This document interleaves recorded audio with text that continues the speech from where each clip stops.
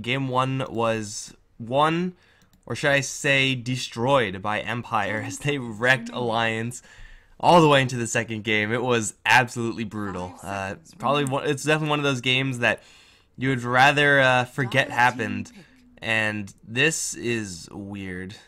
God. I'm like, Clark's going to be your caster for game, and the next, if there is a next. But Alliance, I'm concerned with the start. I made my concerns very clear in the last game, where Magnus and Ogre Magi is kind of putting all your chips on one hero, putting all your eggs in one basket, and well, it didn't work last game. They got destroyed. So you know what you do when you get destroyed with a certain draft? You go ahead and draft it again on the same side. What? Why? Did Hanskin draft last game too, or did someone else do it? I don't know. Maybe Hanskin's like, yo, whoever drafted last game, just shut up. Give me the captain spot. I'll do it. This is how you make a draft happen. Maybe that happened. Maybe just like, yo, I'm gonna run it back because I think this is a winner. Either way, I'm not convinced that this is the way to go. Like, even if this is Alliance's comfort zone, even if they have like the most broken strat to end all strats, it didn't work the first time. You gotta try something new. The fact that they're going for this again is, quite frankly, a little bit troublesome. Now, for Empire, they're not going to run a similar global strat. They're going to have still a very high initiation range with this clockwork, but they'll pick up a Terrorblade, and that's definitely something that is going to keep them a little bit more so grounded in those lanes for Empire, and will give Alliance a much better shot to, you know, have a win across the lanes. But still, I'm not sure about this. I mean, that last draft was also Empire securing their Nature's Prophet pick, and with that Spirit Breaker just being able to global teleport everywhere, and Alliance had no answers at all to that aggressive rotation from Empire. Now, it was rotation on a global scale, but it was still aggressive rotations. And Empire are known to make aggressive rotations, and they make some really weird bans as well. Tinker and Coddle banned out says to me that Empire just want to push. They want to do nothing else but push. Because, you know, they previously banned out Troll Warlord, and I think it was Ursa against the Ogre Magi Magnus opening of Alliance. And that not being the case this time means that Troll Warlord is the pick here for Alliance, and they're able to get debatably the best hero to have with a Magnus and Ogre Magi. So Alliance are definitely in a pretty decent spot here, but they should know what's coming. I mean, you don't, as Team Empire, ban out Coddle and Tinker if you don't have plans of busting up high ground very, very quickly. They already have the Terrorblade for that. However, the tower hitters over in mid, SF and TA, are both already banned out, which is a little bit awkward. Those are definitely the type of heroes you want. Winter Wyvern will give them quite a bit, actually. It's not really going to be a tower destroyer. Obviously, Winter Wyvern just doesn't do that. But this is going to be a really good answer to that Troll Warlord. Again, like Troll Warlord, very powerful with the cleave and with this Ogre Magi steroid. But if you're able to curse either the Troll or his allies with the Troll caught in the curse, that is going to be a dead hero. Like, Troll Warlord will tear his allies a new one. It's not even going to be funny. It's going to be a little bit funny for me. Like, I love seeing the Winter Wyvern picked up because it's such a niche hero. Whenever it's picked up, it seems like it's the perfect hero. If it's, you know, if it's anything but the perfect hero, just the weaknesses of the hero shine too much, and it kind of is a lukewarm performance. Empire pick up the Axe for even more aggression, and that's going to mess with the lanes a little bit. Winter Wyvern definitely support in every single game ever. And then we're going to have a Clockwork support too, it looks like. Empire will expect this Magnus to go into a solo lane, and they will try their darndest to make sure the Axe is matched up against that Magnus.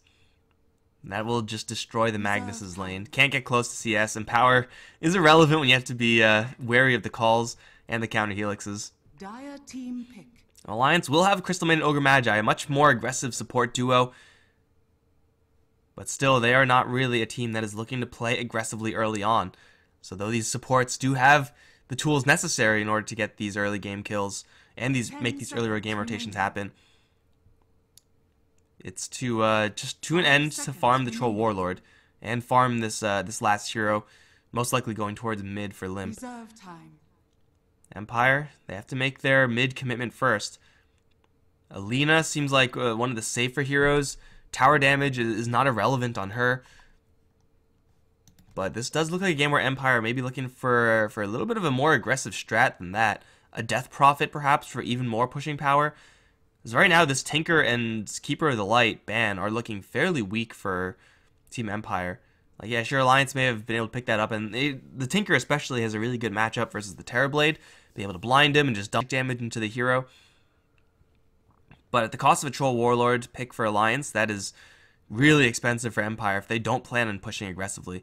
So they should still have that as their #1 plan. Storm Spirit instead.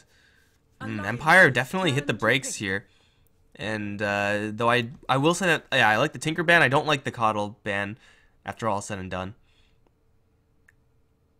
This just letting, if it was Tinker Troll Warlord ban for Team Empire, I'd be a lot more on board with that. But Alliance have yeah, initiation range to worry about for sure. Storm, Axe, and Clockwork all will be able to initiate out of range. The lockdown from Empire is, I would say, high enough so that this Troll Warlord, this all-in on the Troll strat, is something that Empire can answer pretty reliably. This is a chance, though, for Alliance to get a good hero for Limp matching up versus that Storm Spirit. A Winter Wyvern Clockwork support duo, they can gank mid, but it will require that mid lane hero to probably be in river and without that much vision. So like a smoke from a Winter Wyvern and Clockwork can get the kill, but it's really tough. And Storm Spirit is a risky pick for Empire because he typically has more bad matchups than some of the other mid lane heroes, especially when going up against an Ogre Magi and a Crystal Maiden and now an OD. This mid lane is going to be really, really hard for FN. It was kind of difficult for him in the last game as well. But this game is going to be damn near impossible, man. OD versus Storm, great for the OD. With the CM and Ogre Magi makes it even better. And OD actually has some sort of protection up against the Winter Wyvern. Like, if you do get hit with a little bit of slow, if you get caught in the battery assault, you just put him in a bubble and walk away. And the Cogs is a different story, but you would expect Limp to have much better. And I am actually fairly surprised that that Empire aren't able to pressure this draft of Alliance as much as they would really like. And Alliance are, you know, with the same opening, have a much different game plan and have a draft that is, I would say, much more likely to succeed in the second game. So maybe this is going to be how that last game was supposed to be for Alliance. This is, keep in mind, guys, lower bracket games. If Alliance lose this one, they're out. If Empire lose this one, we're on to a game 3. Vega Singularity, the Vega/Singularity, the possible next opponents for either of these two teams. You know, Winter Wyvern, excited to see her back into action. She has such a great matchup versus Troll and OD. As long as their positioning is good.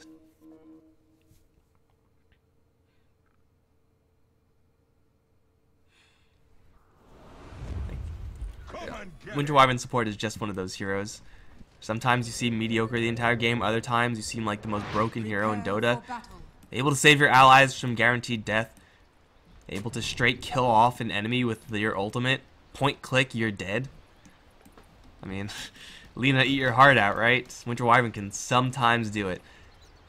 We'll see how these lanes are going to break down here for the Empire side. It is going to be a much more standard laning phase for them. Outside of this this Clockwork, though. This Clockwork is slightly abnormal. But I would say, you know, still normal enough for Empire. Empire really, really hoping for this mag matchup for Ghost Stick. It's not going to be the case. Foolish for Alliance to try to offensive tri-lane this. So the Axe will just go towards the bottom lane for right now, at least. Ghost Stick is moving. Chappie isn't really moving, though, so it looks like, yeah, the Axe can chill. Or is he? Did I just make Ghost Stick move by saying he won't move? He can jungle, I suppose, but there's no real reason for him to do that. Yeah, he's just patrolling, okay. They see me patrolling and they hate it. Miposhka is going to be on the roam clockwork. Boots first on him. Just looking for that battery assault and that cog value early on. King R is on the Witch Wyvern. Chappie handling that TB over towards mid. It's FN. Played a mean TA last game. We'll see if he's able to come back from a bad matchup in this one. Ghostic is on the act on the Alliance side. EGM playing the Crystal Maidens. Got that Snowman Frostbite. Loda is handling the Troll Warlord. Over in mid lane, Limp is on the OD. Helped out by Hanskin's Ogre Magi up towards the top. Already we have a little bit of a brawl. Jonas and Fan Magnus picking a fight with Chappie. Knowing that the damage trade may not favor him. He's just trying to bait out that Metamorphosis. Picking a fight with a hero that has 11 armor and a poor man's shield. Not really sure if that's in his best interests, but he will be able to get a lot of experience from this lane at the bare minimum. The amount of pressure that Empire can apply with these two heroes, not nearly enough to say it's going to be a convincing win. Well, Poshka, he's going to catch EGM in the battery assault and then kind of second guess his positioning. Still will find EGM with the battery assault again. Double spin from Ghost Stick. And Poshka trying to distract away so that Ghost Stick can disengage a little bit. Now stuck in the trees, no battery assault. As much damage as battery assault does, it only really is a useful spell if you're connecting it onto one target. In this lane, that one target like almost has to be that CM. You're never going to kill an Ogre Magi with that. Offensive dual lane here from Empire is kind of risky. It will keep EGM in lane, so this Crystal Maiden is not jungling. But she is, heroes, as long as she's careful, probably going to get a steady stream of experience. The only thing she has to be scared of is going into the trees and then getting caught with Miposhka's battery assault. This bottom lane is definitely going to be very action heavy as Miposhka going to find EGM in the woods. A little Fire Blast the axe first. Battery assault going to slow down EGM a little bit, but it's not going to be enough to save Ghost Stick. Right clicks will get the kill, and this battery assault is just not doing enough. Now hit with the Orb of Venom, and Poshka, battery assault getting him a little bit of space ahead of Hanskin, but still, the Fire Blast is there. Right clicks will get the Ogre a double. EGM's taking creep shots the entire time, but this CM is more than okay. No range spells from this act. He's only level 1. He'll drop down to half HP upon his arrival in Alliance. Start this laning phase off at a quick 2-0 win on the bottom lane. Quick sweep of the other lanes before we go back to bottom. Top lane expect to be pretty safe for the Magnus. There's really no way for these for this top lane of Empire to kill off a Magnus pretty much ever, unless they make a rotation with one of their other heroes. That Skewer is just going to keep him safe the entire time. And FN, not having to worry about CM or Ogre Magi, though he does have an unfavorable matchup versus the OD. It's not like it's not going to be a crippling matchup for him. It's going to be a matchup where he expects to fall slightly behind in CS, but is able to recover, assuming, again, no rotations from the CM and the Ogre Magi. So I don't expect there to be much action in those lanes. All the action should be on bottom. Ghost Stick is now going to find himself very quick level 3, Clockwork level 2. Finds an Invis rune. Supports forced to base for EGM and Hanskin. Getting a lot of time off the lane there, and this matchup of Axe versus Troll Warlord is really great for the Axe if it is, for whatever reason, going to stay like that. Obviously it's not, so the supports are coming back.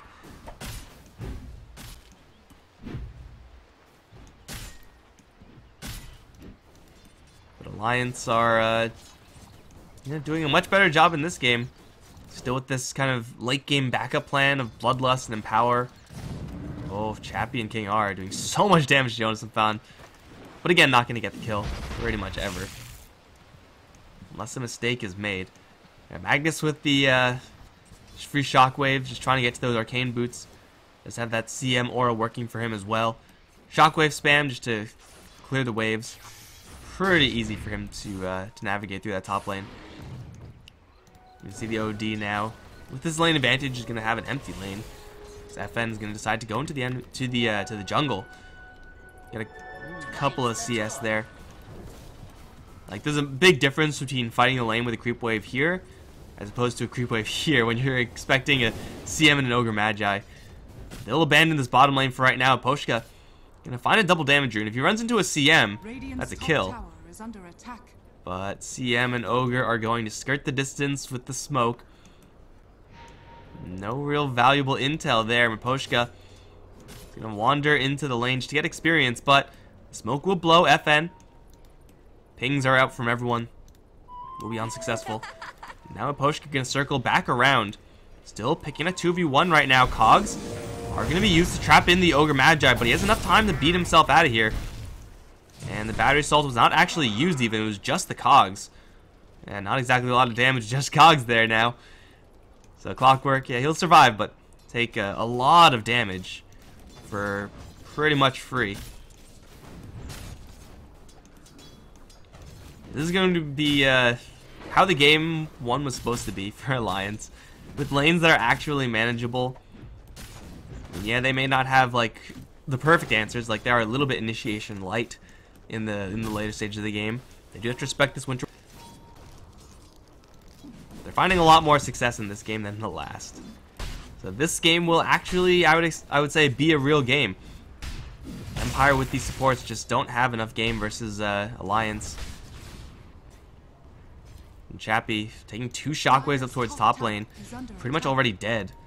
And Shockwave does an average amount of damage, but still, man, just landing shockwave to shockwave. It's a lot of magic damage for a Terrorblade who doesn't really have that much in the way of regeneration.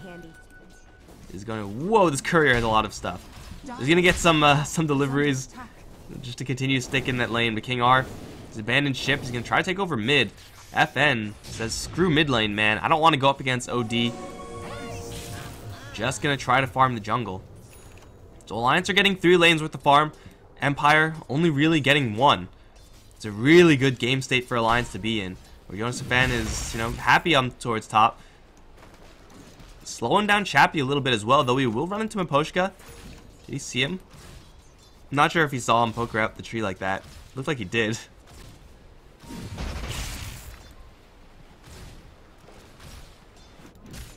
Bottom lane, Ghost Stick is going to return. He was jungling for a little bit, as was FN, and FN looks like teleporting back into the jungle. Just completely abandoning the mid lane. An absolutely terrible situation for any team to be in where they are forced to do that. Yonisifan is going to skewer back the Clockwork. Caught in the Cogs now. Metamorph is there. Yonisifan going to get some help from a TP. Cog pushed back with the right clicks from the Terrorblade. So much damage. Will get the kill. EGM shows up for a Frostbite, luckily for him.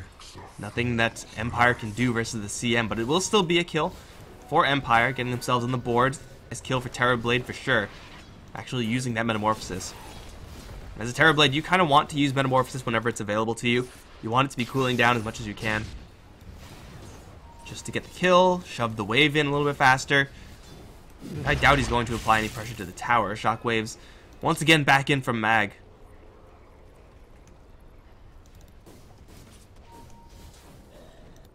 This game is a little bit troubling if you're an Empire fan. King R has been able to just get some clean experience, as pretty much all Winter Wyverns just want to do. If you look at the Clockwork, he's done very little. You'll find Hanskin in the jungle. Rune going to be respawning here for Hanskin. He's going to give him regen, not really do anything. Battery Assault will do a lot of damage here, and this is the power of Clockwork support, because he can do damage like that. But in a 1v4 situation, he does not have much game. And Loda will come in, one right click, secure the Clockwork kill. Easy peasy. Dire's bottom tower is under attack. This Clockwork support really, it only works if he's teamed up with someone who has a slow or a stun. Stupendous. Like if he teamed up with King R, and if he found like an angle on Loda, like right now, if they went in at this moment, then between the burn and the battery assault, it'll be a really easy kill. Like they're able to do that to pretty much everyone. But seeing as though these two heroes have yet to really team up, and as I say that, they team up, the Clockwork just by himself can't really do that much. And Axe to help out is not the hero that you want, because Axe has no way of getting that long range slow. Battle Hunger is not exactly what I would call an impressive crowd control spell. They really do need long range to be able to start things off. They also need to save Ghost Stick right now. There's an Embrace. Give Ghost Stick a little bit of extra gas here. Miposhka going to teleport back in towards bottom. They'll slow down the CM and the Ogre. Splinter Blast into EGM going to slow them down even further. Call is not going to happen, although he will get the dunk out. Ghost Stick will take a lot of damage from Loda. With the Culling Blade, movement speed though will get out to the side. Miposhka, probably not. I'm not really sure how a Clockwork is supposed to get out of here. Just run, man. Run and hope that that axe doesn't kill you. Well, it killed him. It's a 1-for-1 exchange. They lose a Clockwork, gain a CM. It's a relatively even exchange for both sides, honestly. But this axe, we can see, is just off to such a slow start. And that's just the risk of having an axe with no way of getting into the middle of things. There's a good rotation from the OD as well, to guarantee that kill. And he's working with the Hand of Midas. If you're ever, guys, in a lane where you're up against nobody, Hand of Midas is a pretty good item to have. FN has returned, but the Storm Spirit really doesn't want to be playing the game. He wants to be playing a very different game here. Just farm up the jungle, avoid confrontation. He's been successful in doing so. Still is fairly competitive in the net worth, but is drastically behind the OD just because of this bad matchup. Again, the power that Storm Spirit gives in the way of initiation may just not be what Empire need, seeing as though this mid lane was the last selection for both sides. The Storm Spirit could have been a Lina, could have been a Puck. Puck may be a little bit damage light, but it could have been a hero that actually would have had a decent shot in this matchup. Instead, this Storm Spirit is going to completely abandon ship. Top lane, Loda makes a rotation. Up towards top lane, will Berserk it down. Forever maxed out. This does so much damage. It's actually insane. And Empire will concede a lot of space around the map, trying to get a little bit of farm here and there. Hey, this is something we haven't seen in a long time. Axe using the heal from the Winter Wyvern to farm Ancients. It's been a while since I've seen Axe and Winter Wyvern on the same team. Ghost Stick, careful, bro. King R, level 3, Splinter Blast, level 6 on the way soon. Winter Wyvern is still getting a lot of experience, but the Crystal Maiden Ogre Magi. This experience gain for Empire is actually insane, considering how much they've sacrificed in their lanes.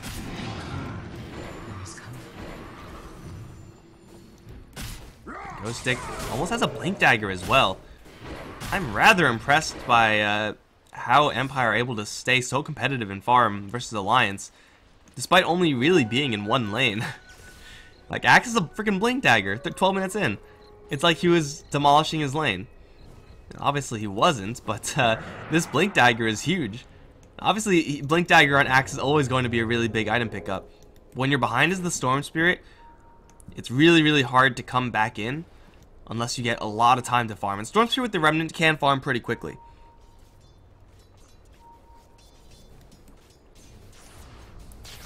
But it's so much easier for the Storm Spirit to make his return in the game if he has someone else do the initiation for him. Have a hook shot do it, have a Blink Axe do it. And then you're the kind of secondary or even tertiary initiator, FN. Just try to pick off the supports once you find them. Ghost Stick has a shiny new toy, and Loda, EGM, Hanskin are all going to feel it. Gets hit first bash though. Now they're freezing field, and EGM will get cursed up. And Loda's going to lay into his friendly CM. Poor CM never saw it coming. And now here comes secondary initiation from the Storm Spirit onto Loda. This troll needs some help, but will fall quickly. And the dunk will kill off Hanskin. It's an easy 3 kill, 4 kill actually, as Miposhka. Are you serious, dude? Will kill off Yono-Senpan solo on top. And just like that, the game is turned around. Oh, TP coming in from the Ogre Magi. Not sure if that's the best move, although he has some backup from Limp. And he has more backup coming in from the CM. They will take down the Axe fairly quickly. Tower still taking a lot of damage here. Chappie will take it down and will disengage towards the north. Hanskin giving chase, although we'll get fogged a little bit there. Can't ignite. And up towards top, FN will slide out of there as well. So they do end up losing the Axe, but that is a spectacular going off your Blink Dagger. And shows off really the flexibility that Empire have in that initiation. That was even like a botched initiation, I would say, from the Axe. He jumped in, couldn't call because Loda just happened to hit him with the bash, and then takes a full freezing field. Even with that, Empire able to kind of just use that Axe, that element of surprise, to get into position, and then jump on the softer heroes and really just split them up. They end up killing Loda, and again, Clockwork somehow, I don't know how, kills off a Magnus 1v1. I mean, sure, man, whatever you want, you do you. He just has maxed out battery assault, so I guess Magnus probably overcommitted in that engagement for whatever reason. But win is a win for Empire. A win will probably be a win for Alliance now as they go towards Roche. Battle Trance, Fervor, and Miposhka. He's going to see EGM, which will prompt Alliance into some sort of answer here. The illusion's going to be destroyed. They know exactly what's going on, but can they do anything about this? Seems like no. It's a little bit too late. Shot in is going to get Miposhka into this engagement. Takes a freezing field to the base, but grabs the Aegis. Where's the rest of Empire? They're coming in. Curse now onto the OD. Troll Warlord can do so much damage to his friend. Set up for a two-man call. RP whip from Jonas Afan off to the side. Will not save the OD nor the Troll. And Hanskin also will fall. Oh my god, Miposhka. Somebody stop this man. Hookshot to steal the Aegis. And then the rest of the team has all the time in the world to set up, seeing as though they have free vision. And a good 4 or 5 seconds where Clockwork is just waiting to respawn. Not sure what happened to the Magnus there. He couldn't get in. Something must have hit him and canceled that blink. Not sure what that was though, but man.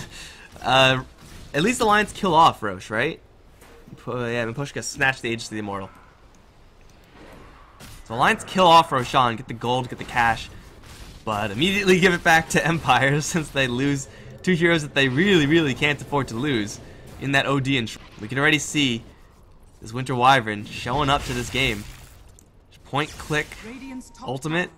That one ultimate from the Winter Wyvern did about half the OD's health pool worth of damage. More importantly, kept those two heroes close to one another so that Axe can get the jump in afterwards. And this is the potential power of Winter Wyvern. Of course, it is just potential power. Don't see fights like that happen from the Winter Wyvern all the time. When they do happen, man, are they glorious.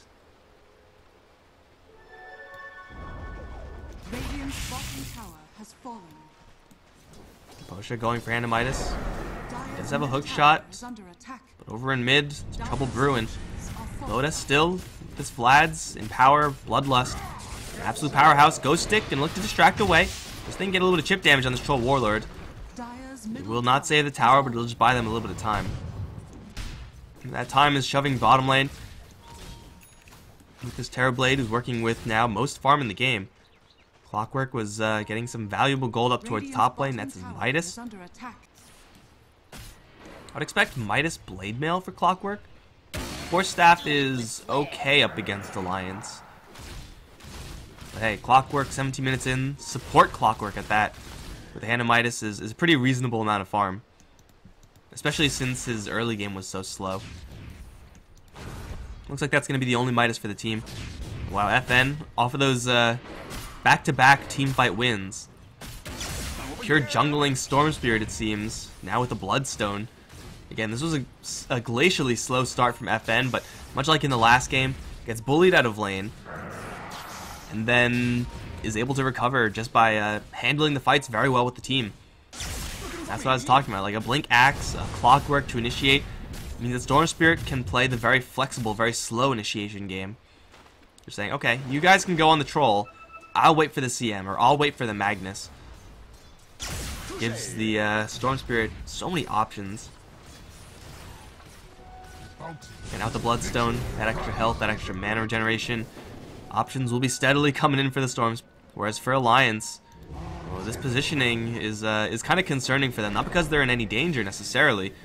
Although as I say that, Ghost Stick is going to wander in.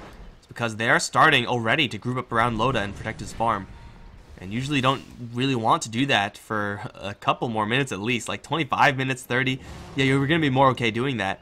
This early on in the game, you should still feel comfortable wandering around the map on a solo hero basis and kind of greedily getting farm. But that is not happening right now. And if they group up like this for long, they will just slowly but surely start to fall behind in this game. Now getting a smoke kill, that will kind of counter that. King R, spotted by an Observer Ward, will place an Observer to see Hanskin, and the missile won't see anything from the Clockwork. But King R will just fly away, easy peasy. Sentry dropped. There we go. Kill that Observer Ward, got him. Me Ogre, me D-Ward. Over in the side though, EGM, caught by Miposhka, super dead CM. Not even sure if FN was forced to ball lightning that much to get that kill. Can they find anyone else? King R wants to curse someone. Can't find a target. And Alliance will wander in and get their CM picked off. Chappie with the ultimate. It is an ultimate, right? Metamorphosis. With the Metamorphosis transformation, we'll take down the tower. Honestly, this is like his ultimate. Terrorblade is the only hero that gets ultimate at level 1, guys. Confirmed. Like, who cares about Sunder? It's all about that metamorphosis. The map is closing in on Alliance, even with such a great start. Not handling these fights well enough. And Loda, he is, at least in theory, able to power farm very quickly. Not easy to do in practice if he's always going to be jumped and killed off first in the team fights. Haste. And all the farm that he gets, remember, is going to be returned back in towards Alliance should a Winter's Curse land. Looks like a fight is brewing. But the north side is going to find EGM along with FN. CM again. Blown to hell before anything else can happen from Alliance. Now King R tags Loda with the burn. A little bit of damage here and then fly away. Alliance get their free pick off. They once again keep Alliance scared, and Empire are able to farm up in the downtime. It's Hanamitis ticking away for Clockwork. Actually going to go for a Solar Crest. Don't mind that item one bit. I mean, it's this day and age in this patch.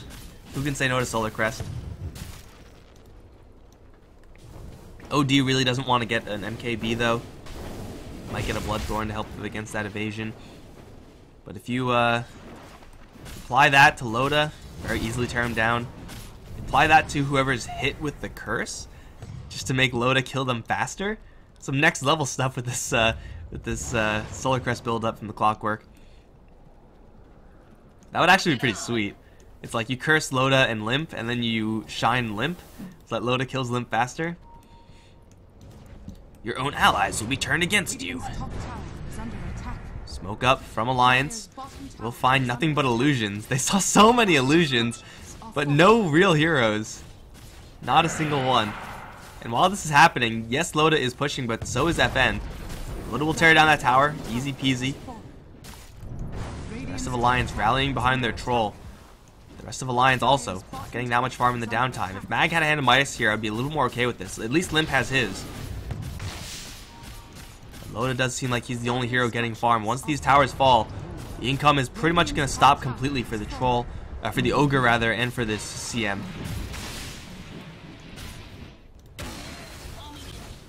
Mid lane being pushed by illusions. FN was able to take down top tier 2. So it is so far a 1-for-1 tower exchange. King R with the Splinter Blast able to clear the creep wave and force Alliance back. And it is going to be a gold exchange that vastly favors Empire.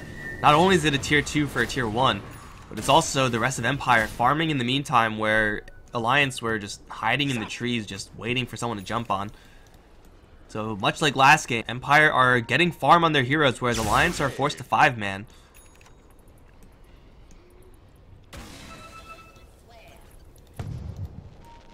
Man, these flares from the Clockwork.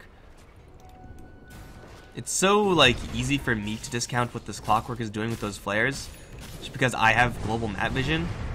But that's like the 5th or 6th almost consecutive flare that has scouted out someone from Alliance. And every single time you scout out someone from Alliance, that's just Storm Spirit breathing a little bit easier. It means he can more aggressively split push out the waves. Same thing for the Terrorblade, same thing for the Axe.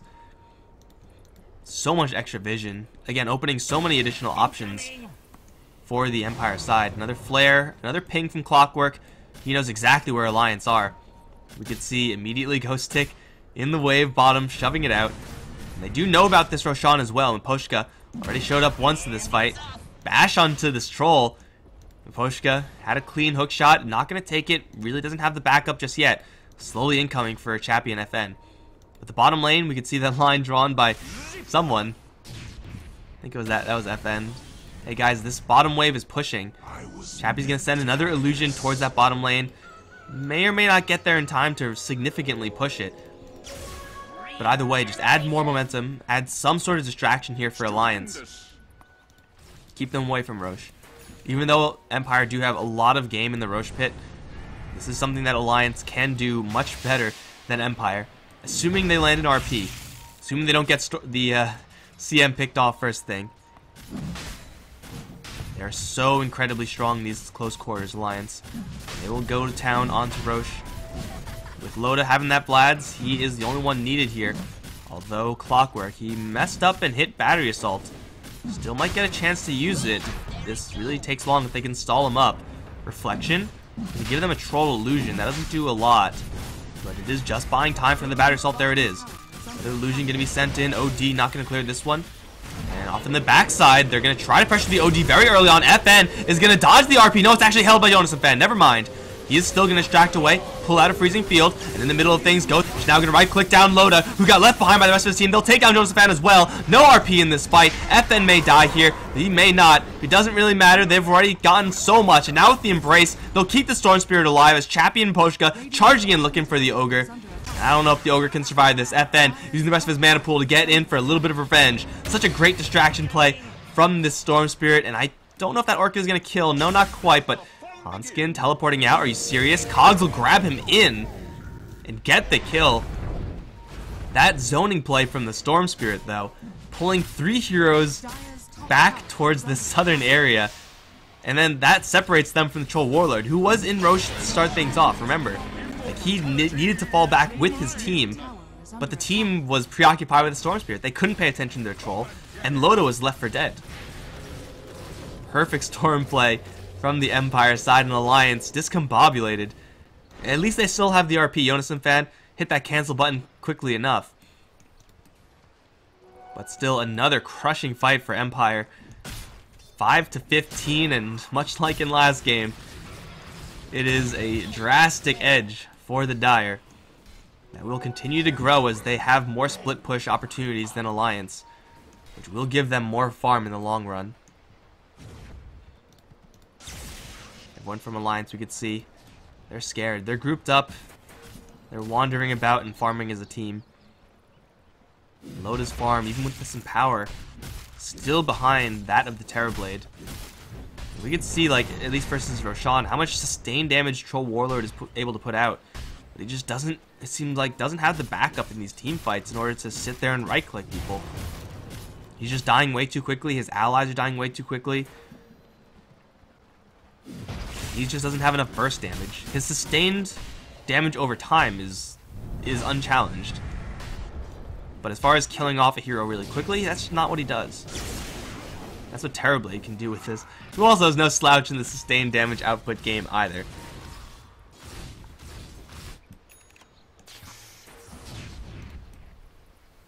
Orchid now on the Storm Spirit. OD. It's Hurricane Pike and a Blink.